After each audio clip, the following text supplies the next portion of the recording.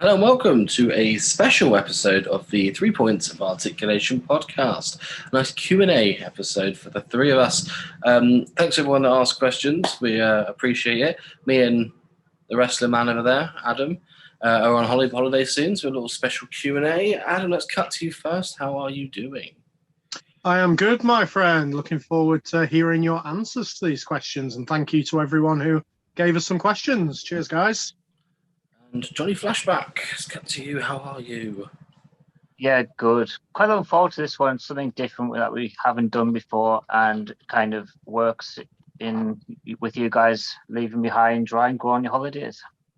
We're on our hollybobs. It's the summer. Even though I live in Cornwall, we still like to venture out every now and again and go to the holiday destination that is Butlins. So, No, Jamie, we're off to Ibiza clubbing. Remember? oh, actually, you could pass for both Kevin and Perry with your. I was thinking you could easily pass for Kevin and Perry between you. You eyeball Paul. Right, so yeah, we put through to all the listeners, as I said, the pointers then, but that's not an agreed nickname for our listeners. To ask them, yeah, well, there you go, the pointers. There you are. That's all your names. We thought we'd ask you guys to ask us questions, and in the questions, some real thinkers in there. So should we cut straight to the Q&A then, boys? Let's do it. Do it. Justin Clinch asked the question first. Let's cut to you first, this Adam. The question is, if you were only allowed to keep one figure from your entire collection, which one would it be and why? So, I think I've mentioned this before in the pod, so I'm going to stick with my first answer because I've not found one that I view as better yet. So, I think I would go with Typhoon from the Natural Disasters Mattel, is it Then, Now, Forever collection? Yep. Yes, you did say we did have this one before, but it's nothing wrong with refreshing our memories. I think this is in the Getting to Know Us podcast before we started, really. Mine is the ringside exclusive Pink Attack Bret Hart. I assume that this has nothing to do with value, so you are going to keep it. You can't ever sell it, so that's the one. It's one that got me into collecting and still my favorite. It's a good thing this question come up now because I've since changed my answer since back then. My one now one then was the Roddy Piper Hall of Fame Elite, whereas now it would be the Blue Blazer Jack's BCA in its box. Only because it never happened as a kid. I always wanted one, and now I finally own one. I can appreciate how good of a figure it is to have in its box. So it's good timing for the question. Thanks for that, Justin. Awesome. So Mohammed Shafi has asked, what amount of money would you take what amount of money would it take for you to sell your entire collection and never buy another figure or piece of merchandise? Johnny, you're first on this one. Well, as you can see, I've got a lot of merchandise in the room. One of those merchandises is not a good microphone by all accounts there, Johnny, was it? Sorry about that. At least caught some of it. But what I'm saying is that I do have a lot of value already in it. So you have to kind of consider what the value of that is. And then what is it going to cost you to never collect again? Because I do enjoy it. So it's going to maybe cost double what the collection's worth. I could put maybe at least 70 grand into what I've got, I think, in terms of value with all the belts and figures and that sort of thing. So I think we're looking at about, actually, I'm going to say 200 grand to stop collecting and never collect again. Consider assume that and still continue me selling business, but never collect. I'll get rid of this complete room. Yeah, I think that's fair enough. I think if you own a business, even bailiffs wouldn't do that to you. So that's fair enough. Yeah, you found a way out there. You can just, I've bought this figure to sell, but while I'm in the transition period, I'll just bob it on the shelf behind me for a while. Yeah. Well, I can't lose my livelihood, so that's the stay there. I'm gonna give the rubbish, predictable answer of I wouldn't.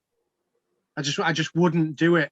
Like, wrestling has been the only thing that survived with me from childhood to now, basically. It is the only thing. Wrestling has survived every girlfriend. Wrestling has survived every friend. Both of them. You know what I mean? And it's just something that is the most enjoyable thing that I've ever had in my life. So there'd be no point in me doing that. You know what I mean? I can't ever see me growing out of wrestling anymore. I can't ever see me going off it, no matter how bad the product gets. I'll still like the past stuff. So I just wouldn't. Not at all. Wrestling wouldn't leave you for the milkman, would it? Yeah, I think my collection is relatively small compared to both of yours. It's relatively inferior. But then saying that, I don't know if that. Do you reckon you cast like games and stuff in that? So I think if it's anything wrestling related, you could probably bob it in there. Yeah. Oh, it's a game changer then. 10 grand. I'll take 10 grand. I'll just give you 10 grand. I'll take it. It's a quick buck.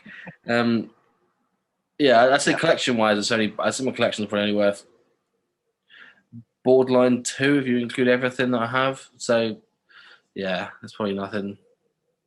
10 grand. PM me, anyone. There's the payoff, Jono. You've been talking about wanting to get a new host. Just have to save up a little bit, get rid of him. Yeah, he's still doing this. He's still doing the editing. I keep saying it, boys. 2-men podcast won't work. Mohammed's also on a bit of a tangent here with questions. He said, if you could only watch 1 year of... It's very harsh, this question. I'm going to point out what happened to your childhood, Mohammed, that you want us to restrict us or take things away. If you could only watch 1 year of one promotion, e.g. WWF 95, for the rest of your life, what would it be? Adam, let's come to you first on this one. Yeah, that's fine. I slightly misread the question and prepared my answer with both promotions, but I'll ignore one of them now. It's an easy answer for me with the year. It's 1992, easily. If you look at that 1992 roster, it had everyone who is anyone. I'll go for WWF because I've not actually watched much of the WCW at that time. You look at the Rumble. It's the Rumble where Flair won. Everyone loves that Rumble. You look at SummerSlam, Bulldog, Brett, Wembley. It's got everyone who is anyone at some point in 1992 in WWF. Easy answer. Very good, very good. Like you, I also read the question exactly the same, and I was going to go for something completely different, assuming I could combine any wrestling. So in that case, I'm changing the answer to WCW in 1998. And for this reason is that I think it's got all my favorite wrestlers in it for almost a complete year. You've got the likes of Bret Hart, Eddie Guerrero, Sting, Hogan, Ultimate Warriors in there. You know, there's a huge, vast amount of characters that you're going to come across in 1998 WCW. So that would be what it is for me. And you get Thunder and Nitro. You also get Warrior versus Hogan at Halloween Havoc. Flashback. I'm going to go with WWE in 2002, only because it's got some of my favourite pay-per-views in that. You've got the brand split in that as well. Also, I went back and I've watched a lot of Raw from 2002. Absolute dream matches on a weekly basis. It's like The Rock versus Ric Flair, Brock Lesnar versus like Hogan. They're just giving away free matches, dream matches, just week in and week out. And go back and watch it. It's actually a thoroughly good watch. Yeah, see what you're saying. I remember that was the time when, you know, WCW closed and all the guys had come over, so can't blame me for that. It was a good time to be a 12-year-old. It's also asked who could we possibly be saying AEW in 2022? Let's cross our fingers and hope. I'd love for that to be a contender. Let's see. I think for that to happen, I think they'd need more pay-per-views. Like it sort of get what I mean. Like there's 4 a year, isn't there? 4 or 5 a year. For it to be classed as like, I'm not saying one a month, but maybe one every 2 months. That was when the UFC was at like its highest point. I know it's a different sport, but that was something to look forward to. You knew that it was only around the corner, whereas now we're in a bit of a limbo between All Out and the next one. You sort of know that no titles are changing hands. It's a bit of a dud. I would kind of agree with you, but then that would go against my 1992 because, you know, very limited. Well, that was my first thought when you said 92, but I've heard rumors that they're going to bring into some sort of like Saturday night main event type show. So like it'll be a little bit extra in between the main pay-per-views. I quite like that they'll only have like 4 pay-per-views a year, makes them more special. Maybe get something smaller in between, like, you know, the Saturday night main event. That'll be pretty good. Be better than them just renaming Dynamite every week. Yeah, I was gonna say that's the other option, isn't it? Or they'd switch it up to Rampage, and you get like Rampage at the beach or something. Yeah. Don't like that. No. Speaking of the beach, he's also asked who of the 3 of you would survive longest if you were shipwrecked alone on a lonely island. Right. I can't pronounce that word in my accent. Uninhabited. I want to, based on that, I want to ask you a question, and like, do you watch any of these survival shows and things like that? Do you think you know your way around surviving on a desert island? I would struggle. I'd probably be the first to go if I'm completely honest with you, because I can't kill anything. Like, I wouldn't be able to get food, basically, because I just can't do it. I can't squash bugs. I can't do anything like that. It's not in my nature. So unless it's a lot of fruits for me to survive on, then I'm a goner straight away. What are you doing? I could probably kill something. I don't think I can catch something. That would be my problem. Like, they're quite quick, aren't they? Have you watched much of like Bear Grylls or anything like that? No. He's always very like, hello, I'm Bear Grylls, and I'm stuck here. He's very like breathy, and like he takes a few minutes. I can't be dealing with that sort of. It's super staged, all right. There was a guy from Canada called Les Stroud. I think it was called Survivor Man. That was so much better because he actually went off by himself and he filmed the whole thing himself, and that there wasn't a camera crew. He didn't sleep in a hotel at night like Bear Grylls did. He really did the complete package, and that was really good. So based on your answer, I might tip myself to be the longest surviving member of the Pointed Articulation. Yeah, I'd say it would be. I mean, I've got a bit more girth, should we say? Yeah. So like for those exact situations. So if you imagine Hurley from Lost, that's the sort of character I'd be. So yeah, I'd say you long term, but I'd be all right for a couple of weeks. That's what I mean, long term. Long term. You might get mauled by that point. By the polar bear that'll be there. Next up, Mike Sands has asked if you could choose one wrestler to be added to the original Hasbro collection, who would it be? Let's go to Johnny first on this one. So it is a familiar question. I believe we've had it before when we used to open the Q&A. I believe I chose Dino Bravo back then, but I haven't thought about it. I think the Barbarian would make a better Hasbro figure in his like his antlers and things like that. So you add all them little bits, maybe a cloak and things on him. I'm not talking loose accessories, all built into one. Good looking figure. It doesn't need to be ring ready. You don't need that. So yeah, Barbarian for me.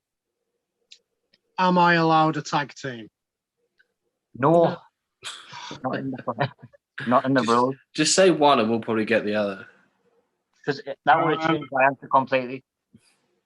I think I'd have to go for Elizabeth for Hasbro to do, because it'd be interesting to see what Hasbro could have come up with for a woman. So yeah, there we go. As a kid, I always wanted a referee. So Dave Hebner, I guess. Was Dave Hebner the ref back then? I would probably say Earl Hebner. Dave Hebner took a back seat from like 88 onwards, I believe, which might allude to one of my questions coming up. I can't have the tag team of both the Hebners, can I? Yeah, I'll go with Earl Hebner in that case then. I think as a kid, I was crying out for a ref. I was glad when Toy Biz finally released one. So, yeah, I'd say Earl Hebner. Smashing. With my guess. He's also asked The Rock or Stone Cold. Nice little cheeky question. A tough one as well. Adam, let's come to you on this one. It's not a tough one at all. Austin, all the way. That's why I wore this. I was ready for that question. Definitely Austin. He changed the face of WWF at the time. The Rock added to that. He didn't change the face of it. He added to it. All right. Just based on my opinion, I believe The Rock entertain me a lot more. So I'm going to go with The Rock. I kind of missed the whole Austin era, so I never really got the full gist of it. I wasn't watching WWF at the time, so for that reason, The Rock sort of entertained me a bit more, and I enjoyed his matches a little bit better, maybe. Don't shoot me, Adam. All right, but I'm going to agree with Johnny and say The Rock, only because I think The Rock was more entertaining as a good guy and a bad guy, if that makes sense. If you combine both personas, The Rock does it. Austin, for me, never really did it as a bad guy. As a good guy, he was great, but The Rock just was perfect in both roles. So I'll go with The Rock for me. Can I shock you? I really liked Austin as a heel in 2001. I think I'm the only one, though. That was so funny, entertaining, good character. I think Kurt Angle had a big part to play in that as well. I think Kurt Angle was fantastic during that time. Yeah, the foil, the alliance stuff was good. So yeah, I did like him back then. And Mike Sands has also asked if 90s WWE is the best account on Twitter, Facebook, and Instagram. And as you guys know, Mike runs the 90s WWE on Twitter. Kind of, yeah. Got 500. Yes, Mike, it is. Yeah. Well, he's The Rock and Stone Cold follow him, which is quite impressive. Got a decent following. Next question. Peter Delaney, my opponent in the FWL tag team tournament as well at the moment. He's put the greatest WWE storyline ever. He's also put in brackets, there is a correct answer. So opinions are out the window for this one. Johnny, let's come to you. Yeah, the pressure's on when he said there's an actual correct answer. I know it's not going to be it. Are any of us going to get it? Probably not. Not the same answer anyway. But I'm going to go with the whole Mega Powers storyline. So you got them coming together, you got them being a tag team, and then when they explode, and it's a big long storyline with little subtle bits put in between. It was beautifully done, I think. Yeah, that's a good one. I'll do honourable mentions. I mean, for me personally, the Rockers breakup was immense. It was what made me first start really, really getting into wrestling. You've got Austin McMahon from the late 90s, the introduction of Kane, Jericho and Owens coming a bit closer to now. The Festival of Friendship was absolutely brilliant. The NWO, WCW, Goldberg streak. But my personal favourite, it probably won't be one that sticks in everyone's memory, but it was quite shortish, but it was the Jericho-Michaels rivalry from 08. Absolutely brilliant rivalry that was. Just all the mind games and just leading up, and then awesome ladder match to kind of finish the storyline off. Just really good. Jericho just took the kind of stalker, obsessive role really well. That's my favorite ever Jericho period. I completely missed that whole thing. I was both not into wrestling too much, and I worked on a cruise ship, so completely had no chance of seeing it. It wasn't the Jericho cruise, was it? You probably have seen it. I would. Is that when he punched his wife? Is that the? Yeah. Bit of domestic abuse, lovely.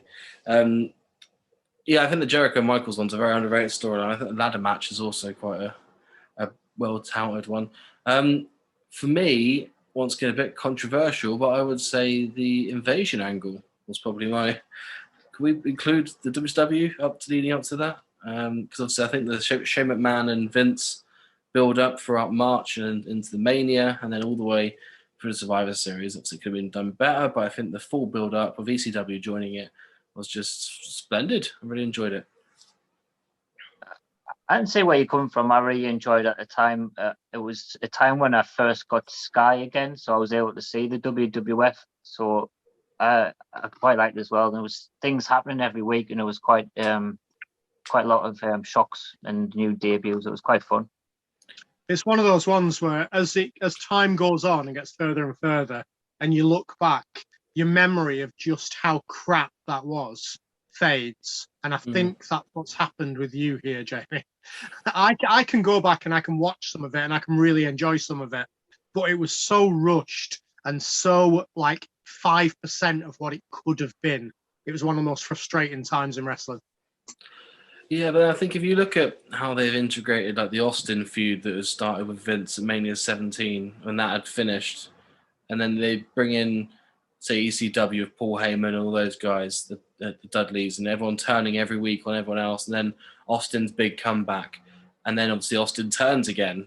I don't think you'd be able to top that. I think nowadays with the surprises and the week in and out, week out sort of. So EastEnders. Do you know what?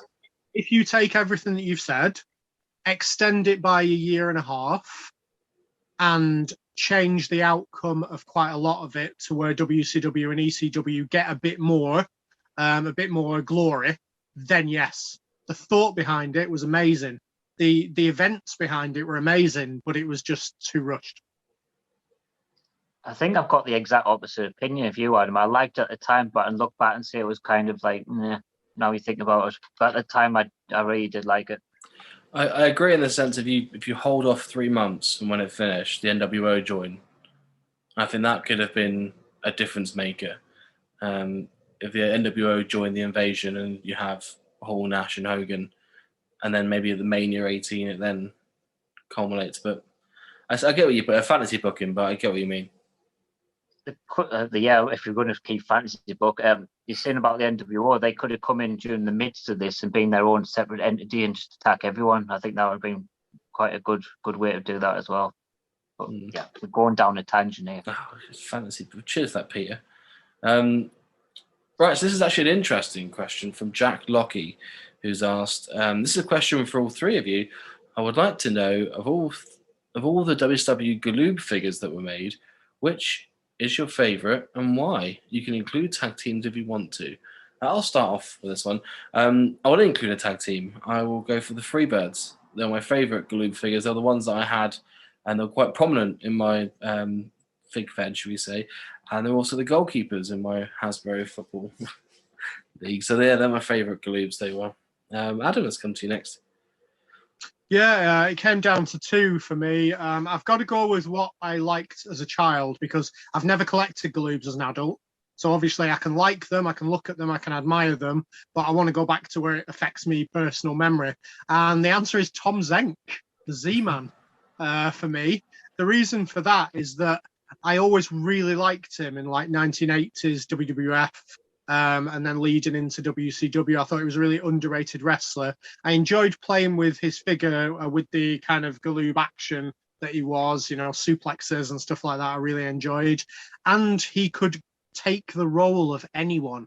If he could just take the role of any generic character in it, and I really enjoyed that. And I've always had a soft spot for Zenk.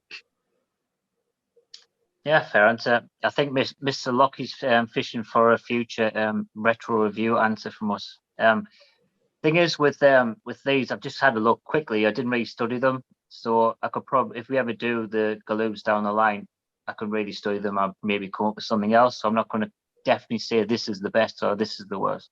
So my favorite, as of this moment, is the Sid Vicious in the pink. I've got him in hand here. I just think it pops. The colour of it's really good. And yeah, looks like him. And you can powerbomb quite well with it. You can, I guess so.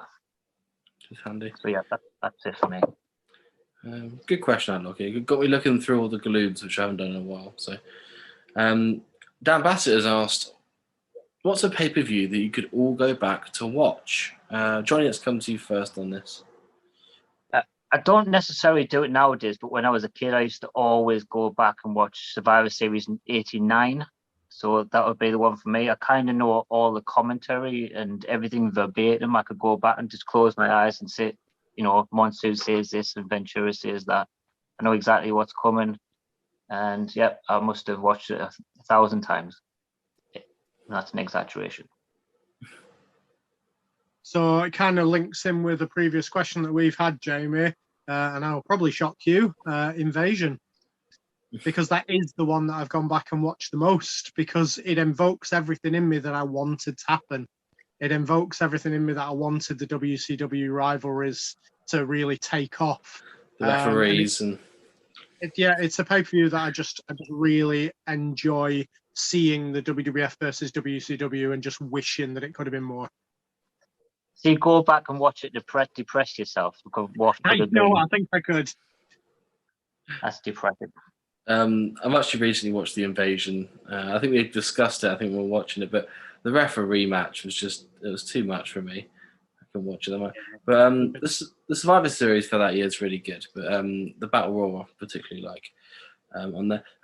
For me, it's quite a recent thing, but I've been going back and watching a lot of the like 96 and 97 WWF wrestling because there's a certain charm to it for some reason. I don't know what keeps bringing me back to it, but the Rumble in 1996, it's not one of the most classic Rumbles, but the whole event as a whole it's got a little bit of a charm to it, and for some reason I like to go back and watch it. And also, it doesn't start off the start of '95. I'm just gonna go at the tangent here, but it's a bit weird. You ever watch '95 Rumble? The first 3 minutes when Pamela Anderson comes out. Do you know what I mean? Yeah. What do you mean? I don't know what you mean, but I know what you're on about because I've seen it. The locker room are very creepy when Pamela Anderson gets out the limo. They all turn to Vic Reeves if you see him. That maybe feel a bit uneasy. But the 96 Rumble I think is probably one that I can go back and watch because it's just a nice little bit of childhood nostalgia for me. Remind me of the main matches. Of the Rumble. I got that one. Yeah. Undertaker and Brett. Undertaker and Brett. I think Taker had his mask on as well, if I'm rightly. Was it Goldust and Ahmed Johnson? I'll get the full card up here just so you've got. Because I'll be honest, I was in two minds about. I think, right, so you got Duke Drosy defeated Hunter Hearst Helmsley by disqualification, which was the winner of that, went to the Rumble. Ahmed Johnson, Jeff Jarrett, Smoking Guns versus the Bonnie Donners, Goldust versus Razor, Shawn Michaels wins the Rumble, Taker versus Brett. So I think the whole pay-per-view as a whole, just for me as a child, takes me back a little bit. Yeah, I've got the same feeling about 95, I think, because I had the video and stuff. So, yeah, I see what you mean. Many about the opening Pamela Anderson scene, I imagine. The Tatanka's particularly weird in that. He's also asked what your favourite WrestleMania is. I'll start with this one because I've told this to Adam before in privacy. Mania 2000 is my favourite WrestleMania. Do I need to give an explanation? Because I don't fully know why, but it's my favourite Mania. Just don't know why. That's the one with no singles matches, isn't it? There is the Cat versus no proper singles matches. No, but yeah, it's got the hardcore battle royal in there, the fatal 4 elimination match, which is very underrated in my opinion. You've got tag team matches galore, 6-man tag matches. What could you want? It's a lovely event, and it felt special. I did enjoy the build up to that. Mine would be WrestleMania 19. Completely shocked you with a 2003 event. I just thought that the matches from start to finish were amazing, and I think that, and people always say Jericho versus Michaels was the best, but I would say the Brock and Kurt match was the best. It's probably one of the best main events of WrestleMania ever. I think for the standouts in history and for the standouts in my liking, it would be WrestleMania 10, as Owen versus Brett is my favourite match ever. And then you've got Michaels versus Razor with the ladder. Obviously, Brett is one of my favourites. Him against Yokozuna in the end. I hated Luger, so I was quite happy at the midpoint. Mixed tag team match with Doink and Bam Bam was entertaining. So yeah. It's one of those matches that if that match was on now, it would be absolutely hooed on, wouldn't it? But at the time, it was wonderful.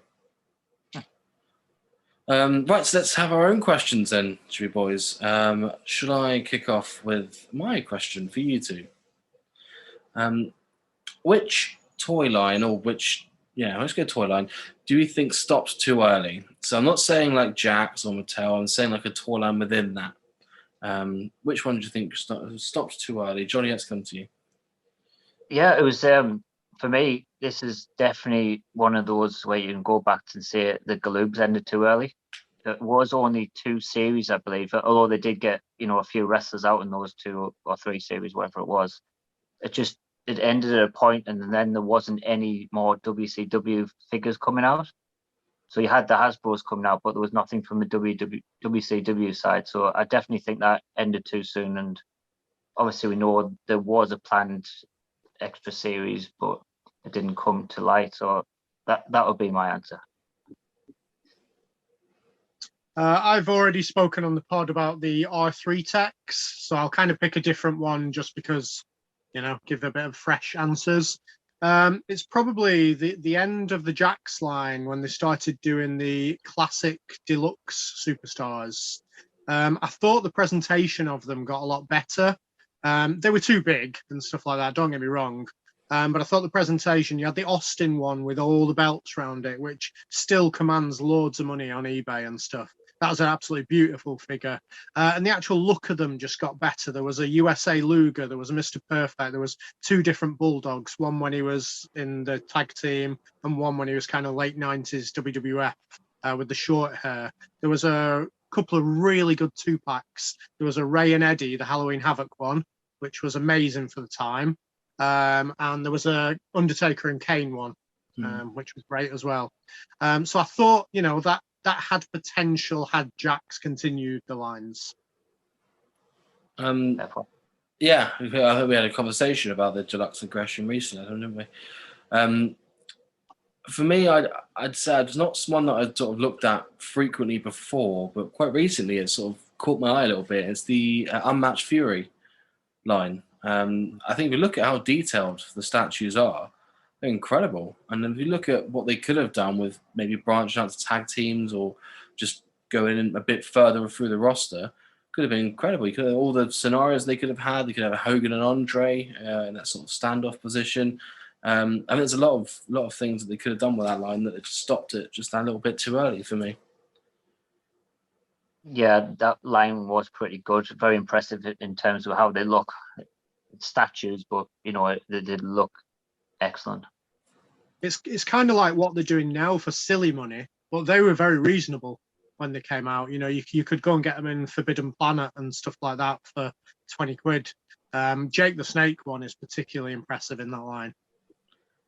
I think Jax had an attempt earlier. I think there was a line called Fatal 4-Way, I'm pretty sure.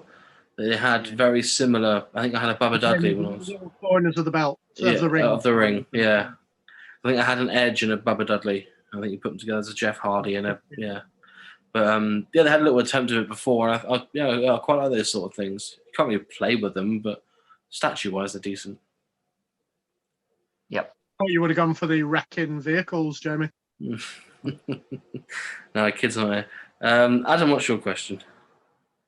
Nice and simple one from me. If you could pick any tag team for Mattel to do from present or past that they've not yet done, what would you want doing in a tag team presentation box?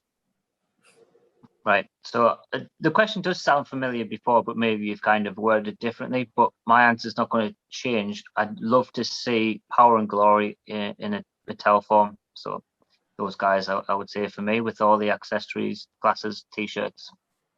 Yeah. I think. So I had 2 answers for this. One answer was going to be Corporate Ministry. I figured that box would be too big. The Nation of Domination for me, I think, take it. Oh, a 2-pack. 2-pack. Oh, we're a Nation of a T-shirt. The Hollies in that case, then. They're my other ones. I'd like to see the Hollies with the scales over the arms. Would be my guess. I think it'd be a nice little, sort of remembrance back to '99. So yeah, the Hollies for me. Yeah, you stole mine. They would be my exact one as well. Would be the Hollies, and same presentation. I wanted the scales in. I wanted the hardcore belt in. Just memories for me. Love Crash Holly. R.I.P. Yeah, so I guess there was a right answer to that question as well. I just got it wrong. Yes, so before I move on to my question, can you double check Dan Batters? Because I believe he had another question, which I have thought was an excellent one. Let's have a little look, see. Yes, because he did add a third one. Next big wrestling megastar in your opinions was his next one. Sorry, it's stuck in the bottom there. My screen had covered it up. Yeah, I thought it was such a good question. I didn't want to fall off. But for me, the next big wrestling star, although WWE definitely wanted to be Braun Cena, or whatever he's called, that's coming out of NXT, the next megastar is most definitely MJF. So obviously he's a heel at the present, and I just think in a few years' time, maybe 5 years' time, something like that, something big will happen where MJF becomes a sort of babyface, still being himself, but maybe he fights against, the authority or some sort of other heels, and he becomes this massive megastar that everyone loves to hear, type of thing. A bit like Austin in a way. He still acted like a heel, but was always cheered. So MJF, megastar. Yes. Yeah, I had a list of 5 written down, and MJF does head that list. There's just something about him. Everything that he does with an impact. Even if it's like outside of wrestling, on Instagram, on Twitter, stuff like that. He does it not just in persona. A lot of them do that, but he gets himself noticed with it without even trying to get noticed. There's just something about him that's going to be amazing. Whether he's big enough to be the next megastar, I hope so. In today's day and age, I think hopefully, like you've seen it with Daniel Bryan rising up the things, and CM Punk. So I hope it can happen. Other honourable mentions for me. I think Dexter Lumis, given the right path, he's absolutely immense. In TNA as Samuel Shaw, he was just brilliant. Pete Dunne should be there or thereabouts. And a couple of the smaller guys, I think Scorpio Sky from AEW has a really good chance. You can see his personality evolving as he goes on. And someone I've mentioned before on the pod, just one of my personal favourites at the moment, is Sam Gradwell from NXT UK. I think he's got everything that he needs to become a megastar. But yeah, MJF tops the list. And I will say Rhea Ripley. So there Megastar Ripley, yeah. Adam greedy with the answers. Jamie's a bit holding back a bit. Okay, so back to my question. So my question to you guys is, would you consider to collect any toy line outside of wrestling? I'll go to you, Adam, first. Yeah, it's one that I've had a dabble with in the past.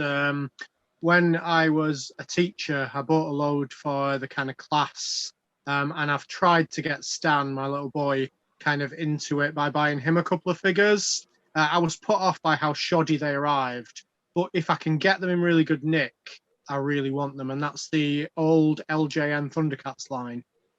I'd say that when I was a kid, it was the only thing that was anywhere near up with wrestling as a passion of mine. And I've got the DVDs and stuff. I stick them on for Stan every now and then, just to get a bit of a watch myself. But definitely the old school ones. Although there's quite a lot of really good new stuff now, it's the old school that would bring back the memories for me. Good answer. I used to watch it back in the day. I think I don't have much memory of it, but I know I watched it. I had a few of the figures when I was a kid. Might have been hand-me-downs for my brother, but I do remember having them. There's no way of getting them like mint in box now. Like I looked earlier, and I think there was like 3 from that era. One of them was $4,000. So it's too ridiculous. Even loose, there's a guy called Bengali who was Tigra's brother in the later episodes, and he's going for in the hundreds for the loose figure. There's a kid in my school that was almost called Bengali. I think it was quite similar to it. It was Ben Marley, but it's I never really watched He-Man as a kid. I think I was maybe just a tad after it. I think like Masters of the Universe. Thundercats, He-Man. They're not all the same. Sorry, I thought they were all the same universe. You're not saying it's the same thing. No. Different show, Jamie. Different show, same like sort of premise, I guess, isn't it? No. Anyway, so I don't really collect anything out of wrestling, but NECA would be the one that I would go to. It's like the horror series that they do. So obviously you get Ghostface, which Scream's one of my favourite films. Scream's sort of like Thundercats, but good. It's one of my favourite films is Scream. The Halloween series as well they do, Friday the 13th, they literally all the horror films, which I quite enjoy. So and the boxes look fantastic for the series. So yeah, that'd Smart be... answer. Yeah.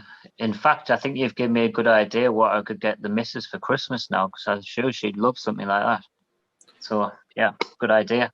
Is that sarcasm, or is she? No, I'm genuine.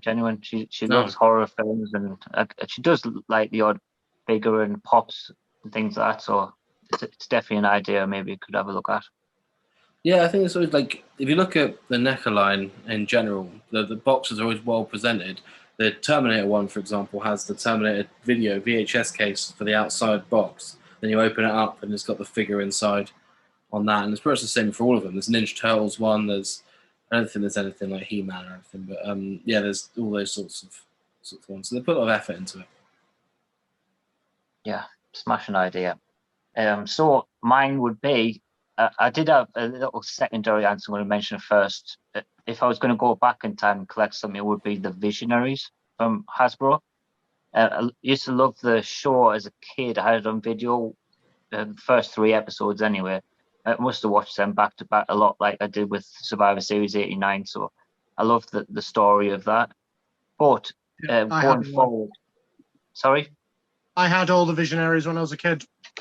Oh well, yeah, I definitely had a few in like some of the toy sets, but I recently sold a couple for my nephew, who my older brother bought some for him, but the condition of them was really bad, so it just sort of, the feel of them didn't quite make me want to collect them. But the thing that I do want to collect is a toy line from The Simpsons. I think there's just so many possibilities that would go down for different, tires for the characters, and just the amount of characters they've had as well. And as we've seen recently, they are going to release them. I can't remember the toy brand. Do you, Jamie? Super 7. Super 7 will release them soon. So in the first series, the only disappointing thing is the first series does have some obscure type characters, which for a first series, I would maybe go down the likes of, the main characters. The only one in the actual, like how he appears mostly in The Simpsons, is more the bartender. So he appears in his normal outfit. The others are Homer in a space outfit, which is fair enough. They're going to have a lot of Homers coming up in the series. The most bizarre is Itchy and Scratchy in robot type thing from Itchy and Scratchy, which is not the best, and also Poochie, which is a one-off character. And I forget the sixth one. Jamie, do you remember? No, I think it was just the 5, wasn't it? I think it was Homer, Mo, Itchy and Scratchy, Poochie, and that was it. I'm pretty sure it's just the 5. Right. Okay. Maybe it's just the 5 then. But yeah, I think I'm going to maybe look into getting those and see where it takes me. We had this conversation when you first discovered them, didn't we? Was it 55, 60 quid a figure? Yeah, they are expensive. They're determined as like ultimate figures. So, I guess the equivalents to what we consider the ultimate figures in WWE, they come with several different outfits. Sorry, not outfits, but hands, heads, background, accessories. The Mo, for example, has the Flaming Mo with him, the phone for the prank calls, and different Mo heads, and like the bar back. It's incredible. But 60 quid on Itchy. Super 7 are quite good at their comic type characters. Just going back to Thundercats, Super 7 have released Thundercats ones, but your real basic ones, which are like 20 quid, but they look superb for what they are. They're not for me because I want the old style memory LJN ones, but yeah, they should be good if they're anything as good as the Thundercat ones. The one thing to point out is obviously Super 7, they're not toys, which I think obviously it says that on the Andre box quite clearly. These are not a toy. So are you keeping them in the box or are they coming out? They are toys. He's going to get 2, isn't he? 2 of No, I can't do that. I really can't. I think if I collect, toys, they need to be open, really. It's hard to display them in the boxes as I sit here looking at a big wall full of classic superstars in boxes. I think with Super 7 they put so much effort into the boxes that you can't take it out, surely. I think they'll arrive and you'll change your mind. I think it is hard with the Ultimates because there's so many different looks you can use. As I say, they come with several heads. So which one you're going to display it with? It's like that. I'd rather just have one figure done well, so they could wear everything they've got and with the one head. So a lot of what Mattel's doing recently with extra hands and heads doesn't really appeal to me at all. So I'm looking through the figures now. So we got Mo comes with the extra heads, the pickled onion jar, the flaming Mo, his apron. There's a panda in a box. Is that an episode that I've missed? I can't recall what that could be. And then you got Homer, which is in the spacesuit, comes with the helmet, the potato chips, the ants in the enclosure, and the gloves. And you got Poochie with his surfboard, a skateboard, sunglasses, and a guitar. Then Itchy and Scratches come with their generic weapons and mallets, drums, and all sorts. So a lot of effort has gone into them, and they look incredible. It does seem strange that over half of them are just from the Itchy and Scratchy show, and not from the actual Simpsons world themselves. They're from the TV that the Simpsons watch. Yeah. Strange choice. I think the space episode is my favourite ever Simpsons moment, where I just, those moments when you're watching TV and you just burst out laughing, like because you don't expect it coming. When he's making the phone call to Marge, and then he starts dialing again, and Marge goes, "Homer, you already dialed." Honestly, it makes me crack up every time that. It is a classic episode, and I've got nothing against them making Homer in a spacesuit to begin with.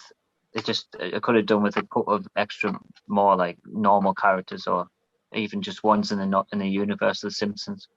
I think they will do. You imagine each series is going to have. It can only get better. Yeah, but what is it? It's Uncollectible Kingdom, £224 for the whole series. Oh, I think it was.